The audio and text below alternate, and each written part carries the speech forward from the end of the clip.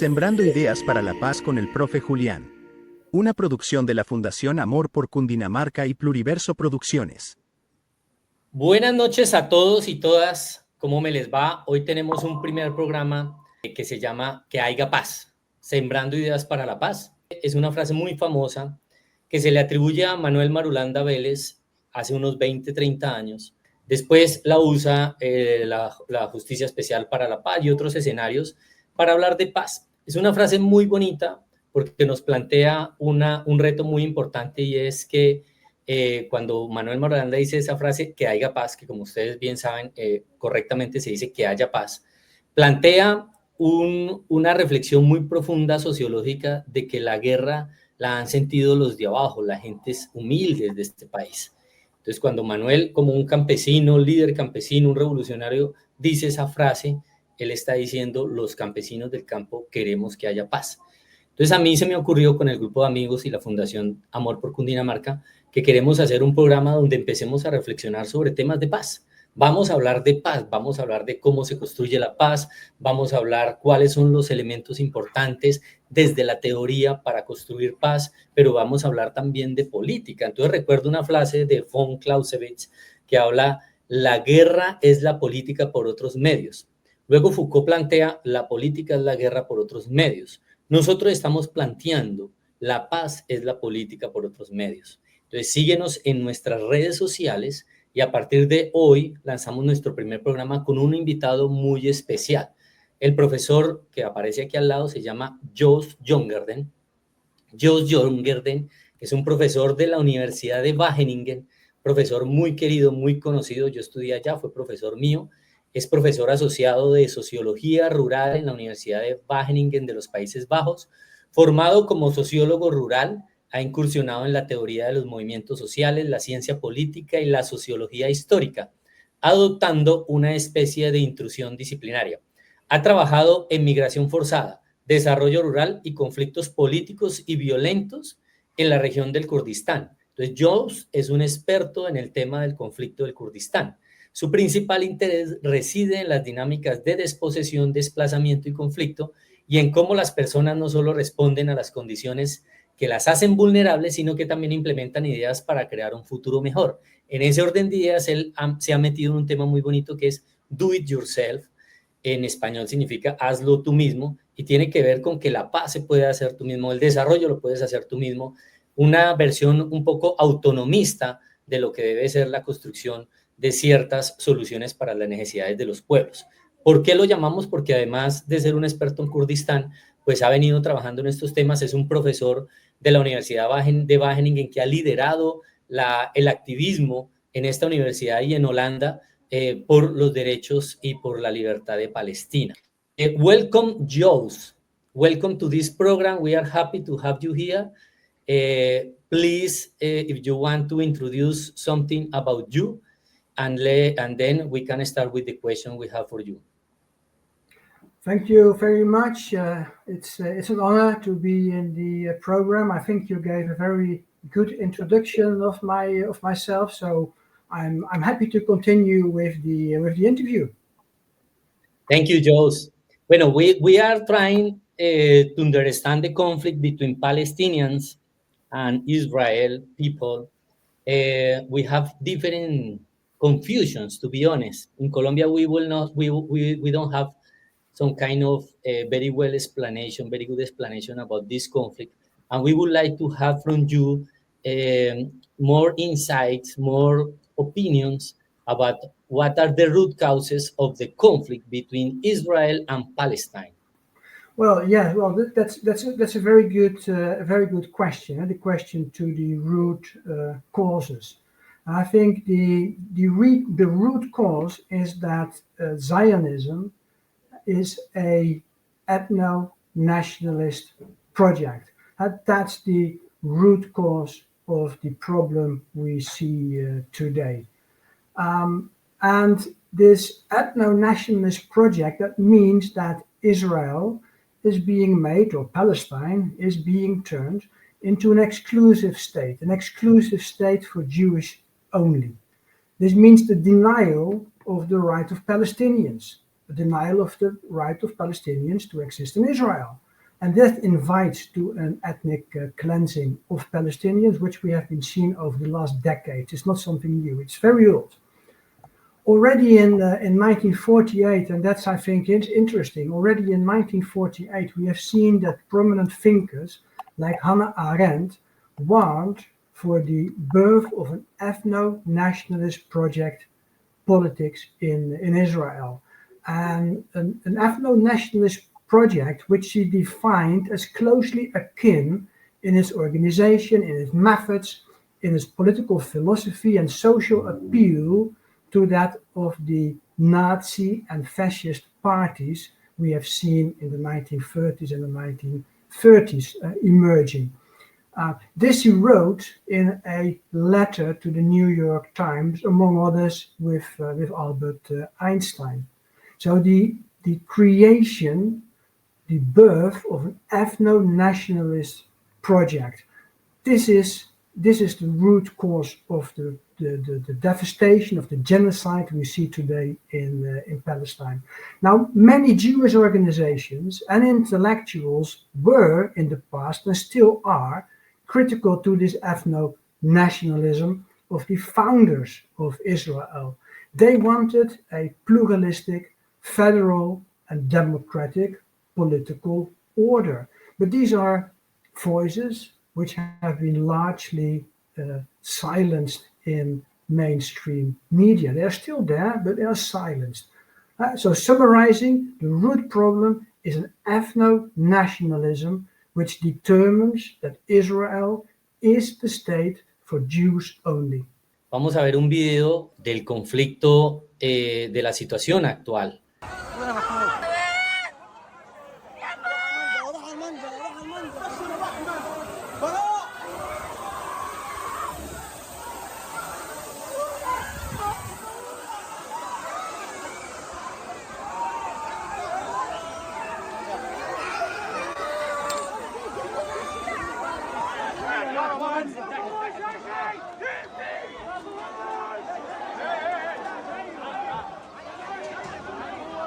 Bueno, esta es la situación que nosotros estamos viendo. Este es un video de la semana pasada, días pasados. Es la situación que se está viviendo en Palestina actualmente. El profesor Joost nos plantea algo muy importante, y es que esto es, desde Israel, es una proyecto nazi, lo asocia directamente con el nazismo, un proyecto nacionalista que pretende tener a Israel exclusivamente para los judíos.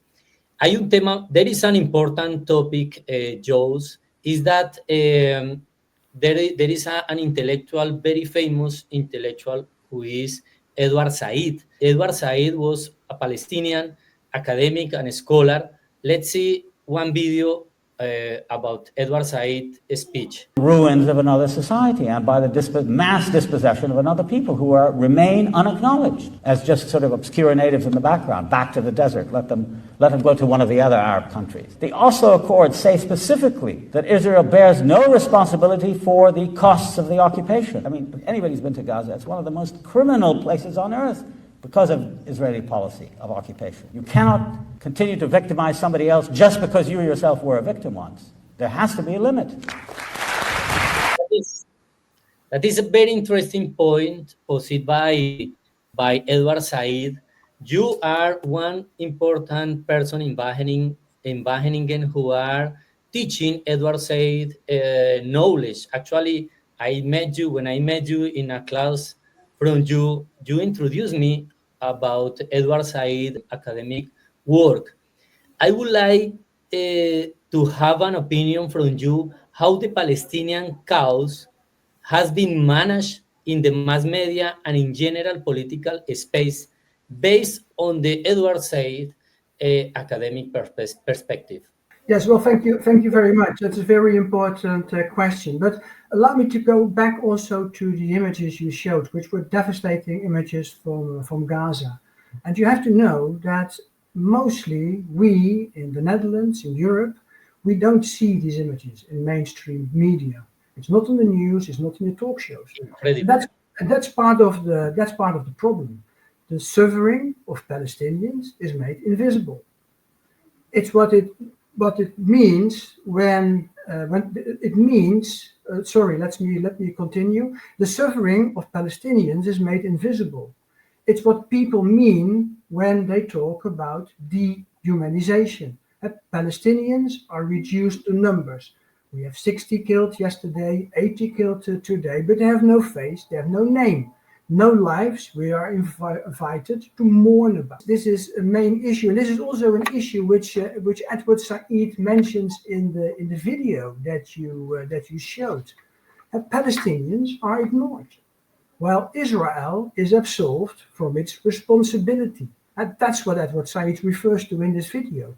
And that's the precursor to genocide. It paves its way.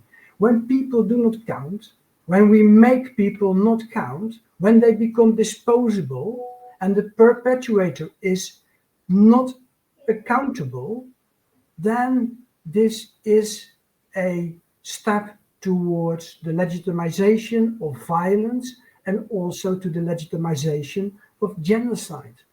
Now, we have seen that media has become increasingly critical in the Netherlands. It's increasingly critical of Israel, but it's still very much biased. Among others, in the determination of the starting point. The starting point of October 7, 2023. As Edward Said said in the short video you showed, it didn't start in 2023. The violence didn't start then. It also didn't start in 1948 with the Nakba, the mass displacement and dispossession of Palestinians that accompanied the establishment of the State of Israel. It didn't also start in 1917 when England expressed support for the establishment of a national home for Jewish people in Palestine. It started in the 19th century. That's where the starting point lies, with Zionist settlement in Palestine, a settlement that aimed to transform Palestine from a multi-ethnic and multi-religious, multicultural land into a project of an exclusive Jewish nation state. That's the main issue. And I think that Said, in his work, and in particular in his book Orientalism, can help us to understand how this process came into being and what the role of language is, how the classification of people in belonging and not belonging, superior and inferior, creates a reality like apartheid, like cleansing, and like genocide. The dehumanization of Palestinians is what makes this genocide possible. And in his book, Orientalism, Edward Said draws attention to exactly that, the othering of people as inferior, the othering of people as backward, the othering of people as not belonging invites to hostile forms of politics, to violence, to ethnic cleansing, and unfortunately, as we see today, genocide. Joe, that is very important. From Edward Said, we have two important books. The first one is Orientalism, and the second one is the question of Palestine. But these two books were written in 1978, more or less 48 years ago. What has changed since that day since that year in which Said wrote these books? What has changed in this moment? The situation is the same. It is worse. Well, to start with the first question, Said wrote this book several decades ago, and what can we take from his work to today? And I think that the core of his argument stands as it is. There's this language in which we somehow produce the other, or in the case of the Palestinians, produce the Palestinians as people who are not belonging to the land where they live on, then this language invites a politics of cleansing and can lead, as we see today, to a politics of genocide. And I think in his work, Edward Said shows us how this language in which we order the other creates these kinds of realities. Edward Said makes us see this. What will be a solution to give peace to these territories? An important question, and it may be also important then to come back to the root of the problem, the problem of ethno-nationalism, which automatically defines the people who do not have the dominant identity as those who do not belong, the ethno-nationalism. It's also important to somehow give good words to what we see. And this is not a conflict between two sides, but it's a colonial and a structural relationship between an occupier and an occupied, between a colonizer and a colonized. That's the reality we face. I think in the beginning of this interview, I already referred to Hannah Arendt and others who argued against the establishment of an ethno-nationalist state in what is today Palestine, Israel. They defended a plurinational, a pluri-religious, a pluricultural political order. And this is also what Edward Said defended throughout his life. He didn't agree with the idea of a two-state solution, because a two-state solution means that you try to create two ethnic, religious, homogeneous countries, which again comes with various forms of cleansing. He wanted a plurinational, a pluricultural state, one-state solution in Palestine, Israel, where everyone, whether you're a Jew or a Palestinian, a Bedouin, a secular, a Christian, a Muslim, a Jew, where everyone is equal. That's what he defended. We are very, very, very far from this reality, unfortunately, today. But if we want to argue for a political solution, I think it's important to break with the structural inequality of colonizer and colonized, and to, it invites us to rethink and redo the political order, the state in Israel, Palestine. What we have seen actually in the work of I think in the program of the Likud party, the conservative party in Israel, the statement, the argument that from the river to the sea, this Israel has to become a state exclusively for Jews. We have, at the same time, we have seen within many Palestinian liberation organizations that they argued from the river to the sea, we need a democratic Palestine, which is the home for different peoples with different religions, with different ethnic and cultural backgrounds. And I think this is the solution that a progressive movement, that a solidarity movement in the world should make a case for. Thank you, Joost. This is very important reflection, and I would like to discuss about the movements around the world that have been in the last weeks, in the last months, in solidarity with Palestine.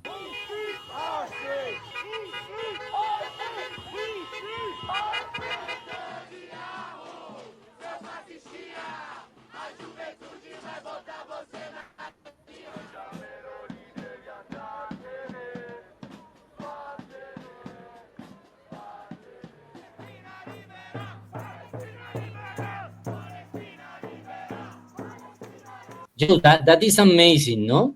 Yesterday, you told me that you were in Amsterdam in a manifestation, in a demonstration. Dutch people You told me there were 300,000 people in Amsterdam. That is incredible. Maybe you knew in the newspapers and television that our president, Colombian president, Gustavo Petro, was very activist in New York, in the United Nations mission. Let's see the video. Unámonos y seremos el ejército más poderoso del mundo. Y la democracia será y cesará el genocidio y podrá haber libertad en el mundo. Que una humanidad no es posible sino todas las personas que le entregan personas son libres. Ningún esclavo, ningún hombre o mujer bajo tiranía, ningún poder sobre la libertad humana.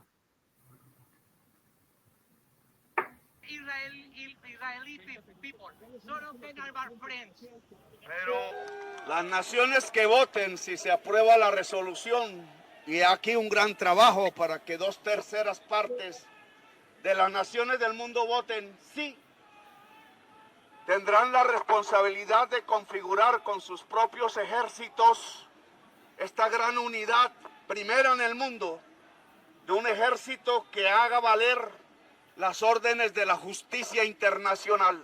End the genocide in Gaza. I wonder if you in the Netherlands and in Europe, this image and video and this news about Petro speech in New York, did you know this? To what extent this is important or not for the Palestinian cause?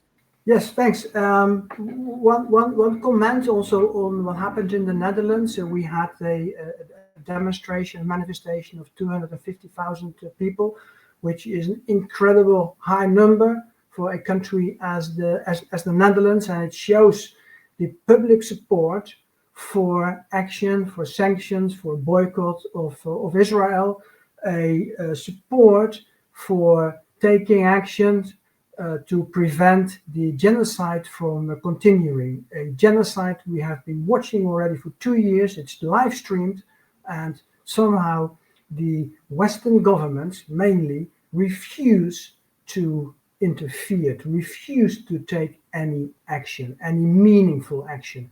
It's incredibly encouraging to have a president like Petro speaking out.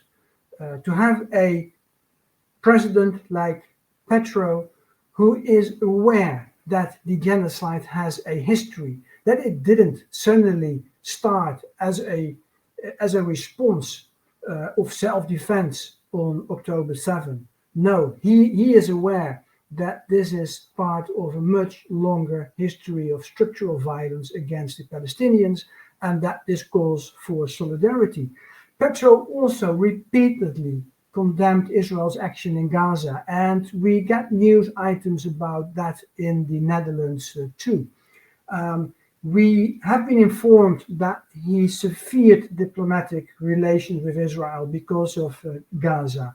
And this is actually an example that should be followed and is fully in line with international law, which demands states to do all in their power to prevent genocide from happening. And Petro does what he can, contrary to what we see from our government in the Netherlands and some other governments in Europe. I think he also has directed Colombia to open an embassy in Ramallah, in the territory which is governed by the Palestinian Authority, and expressed support for legal actions against Israel in international courts, which is also very important. He hosted the Hague group of states that demand international law to be upheld, together with South Africa. I think he co-chaired, Colombia co-chaired this meeting of the Hague group in Bogota. And of course, his speech in the United Nations General Assembly, of which you showed a part, in which he called for an intervention, is a very important call. Actually, this is what states have to do when there is a plausible cause of genocide. That's what being actually called upon in international law. You have to do what's in your power. And if it's in the power of the United Nations, in the power of states in the world to interfere, then actually maybe they should interfere to stop this genocide from happening. It's also about holding those who are responsible and accountable, holding those who are responsible accountable for what they have done. And maybe very similar to what we have seen in Germany after the Second War, where we had a denazification process, maybe something similar should also happen in Israel in order to make it possible to create a society, a state, if one believes in a one-state solution, where everyone is equal, indifferent of their cultural, religious identity. And I think that in this respect, Petro has made some very important steps, and also is an encouragement for progressive movements, for progressive people, for progressive governments in the world, that we should not normalize what's happening in Gaza. Thank you, Joost, para hacer una reflexión muy importante a la gente que nos está viendo en este programa. Es importante reconocer que el presidente Petro hizo un rol muy relevante en esta situación. Desde sus inicios de gobierno, él siempre ha mantenido una defensa de la causa palestina. Lo que hizo en Nueva York, para los que todavía creen que Petro dañó las relaciones con los Estados Unidos, es visto por mucha gente alrededor del mundo, por muchas personas, como un héroe. Eso hay que tenerlo muy en cuenta, porque es el primer presidente que precisamente hace un tipo de discurso como este, que le valió la pérdida incluso de la visa, que la visa es lo de menos, pero lo más importante es cómo Petro defiende la causa palestina y la dignidad de los palestinos, y también claramente cómo argumenta y usa esos términos que ya no se usan en los medios. Aceptar la calificación de genocidio de lo que está pasando en Gaza. Es un genocidio, no es una masacre, no es una guerra, no, es un genocidio, como lo está planteando el profesor Joost. Es una pelea política entre un colonizador y un colonizado.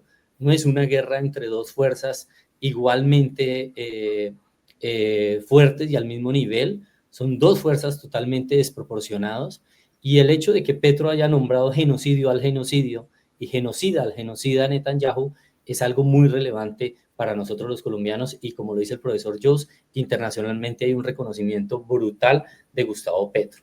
I would think, Joost, that most of the Colombians believe in the idea that because of Petro made this speech, he lost the support from the United States. Actually, he lost his visa. It is funny. Somehow it's funny, Joost, because most of the Colombians have complained because how is it possible he lost the visa?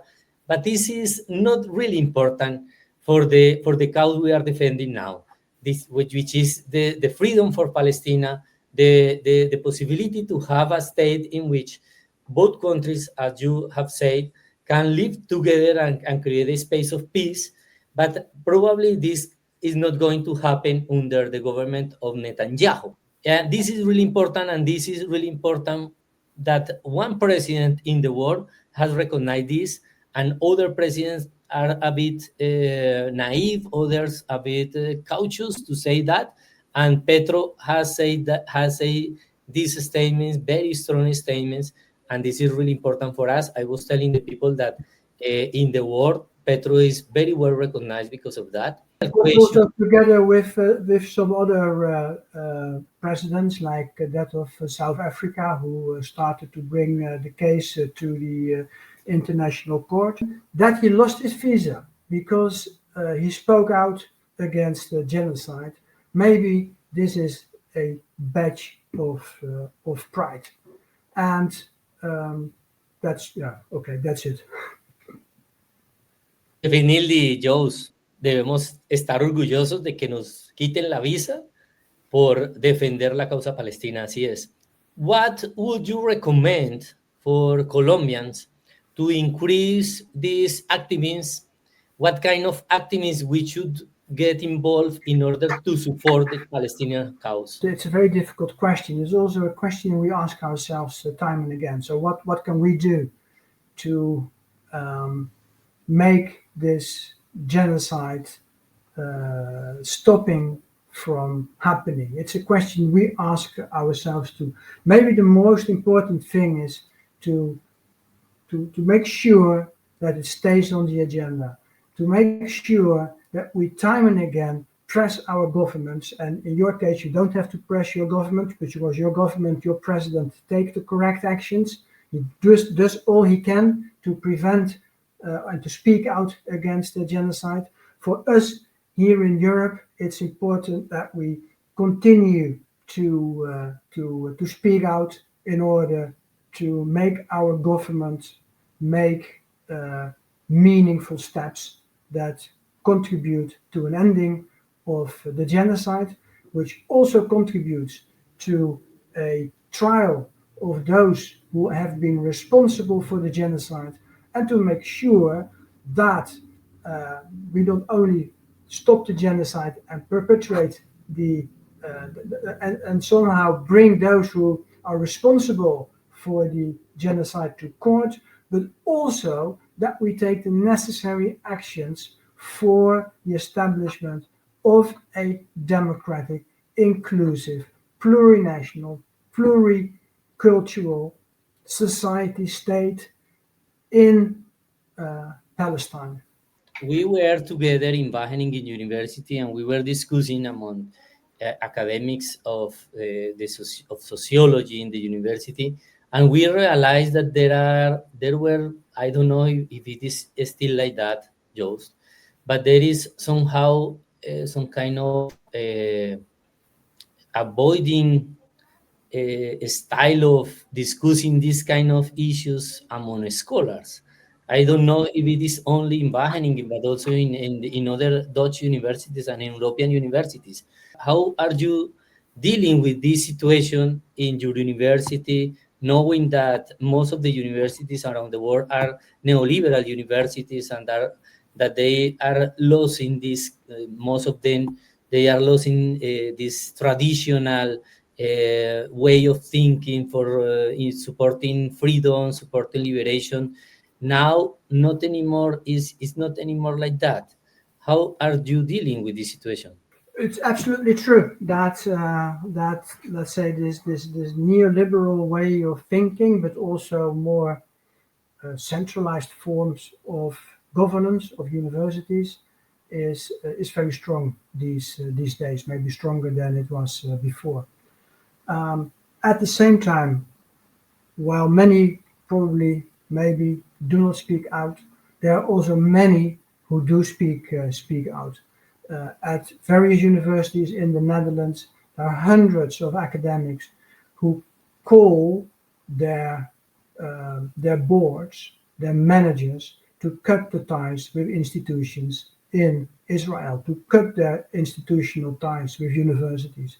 And that's what hundreds, maybe thousands, if we count all those who have been speaking out at the different universities in the Netherlands, thousands of academics have spoken out, have made this plea. So there is let's say there is hope that we can make the pressure to our administrations and to our governments to act in an ethical way. And it's actually very strange that today it's only the progressives or those who are on the left side of the political spectrum call for the upholding of international law. Many managers, many politicians somehow refuse to take international law and ethics as the guidelines for administering their institutions, administering their universities. And this is of course of great concern. It's probably linked to what you refer to as the neoliberalization of universities, but it's our task as academics, as academic staff of universities, to continuously speak out. Thank you very much, Joost, for this intervention, for interview, for your comments, for your ideas. Well, thank you very much. And maybe if in the context of this video, something or a book should be recommended, then maybe we just go back to the very basics, and that's the book Orientalism, which Edward Said wrote almost 50 years ago. It's important for understanding the language that makes colonialism, the language that makes ethnic cleansing, the language which makes genocide possible. Orientalism still helps us to understand that, but it also helps us to somehow situate ourselves as public intellectuals, as people who link critique, analysis, understanding to political action or to political activism. It's also a contribution which you can, which somehow speaks from the book Orientalism itself. So maybe that's a good book to go back to. Vamos a poner donde conseguir el libro Orientalism. Les ponemos también el link de la película que les comentamos sobre esa unión entre Edward Said y un músico judío que trabajó en Berlín y construyeron una orquesta sinfónica en la cual los músicos eran tanto palestinos como israelíes. Es un ejemplo bonito de construcción de paz. Este espacio está orientado a la construcción de paz, no a la guerra, no un lenguaje de odio. Que haiga paz es sembrar ideas para la construcción de paz. Queremos la reconciliación, no solo aquí en Colombia, sino alrededor de todo el mundo. Estamos también motivando una manifestación que va a ser en Colombia, a demonstration the 7th of October here in Bogotá, and we are inviting by social networks. And people are saying, people don't believe that the Israel is the bad part of the conflict. Other people say, why don't go to a manifestation for the dead in Colombia? For the people in the army in Colombia that have dead because of our war. I have to put you in context to conclude, Joost, that in Colombia there is a lot of misinformation about the conflict between Israel and Palestine, and that's why we need to make this kind of spaces to try to clarify this political issue, to try to understand the conflict, and also we suffer the same in our armed conflict. In the last 5 decades, we have had an important manipulation from the mass media about what were the roots of the Colombian conflict. And we are continue doing this, but this is part of the cultural battle we are doing here, Joost. We really appreciate your presence here. Thank you very much for coming. Thank you very much for having me. See you, Joost. Compañeros y compañeras, no olviden en seguirnos. Aquí les dejamos nuestras redes sociales. Compartan esta entrevista. Síganos en nuestro canal de YouTube, Pluriverso Producciones. Aquí tenemos también 2 importantes documentales que hice yo. El documental Tejiendo Autonomía, casualmente basado en el trabajo de Joost, de Do It Yourself. Entonces hicimos un trabajo de la reincorporación autonómica de excombatientes de las FARC. Tenemos también el documental de Julián Conrado, cuando fue alcalde del municipio de Turbaco, el primer y único firmante de paz que se ha ganado una elección por voto popular y llegó a ser alcalde. Y los invitamos a seguirnos, es muy importante. Les recuerdo que el día mañana, 7 de octubre, tenemos una manifestación en todo Bogotá, particularmente desde la plataforma, desde la Fundación Amor por Cundinamarca. Estaremos en una caravana motera desde la Embajada de los Estados Unidos en Colombia hasta la Plaza Bolívar. Entonces los esperamos. Free Palestine. Sembrando Ideas para la Paz con el Profe Julián. Una producción de la Fundación Amor por Cundinamarca y Pluriverso Producciones.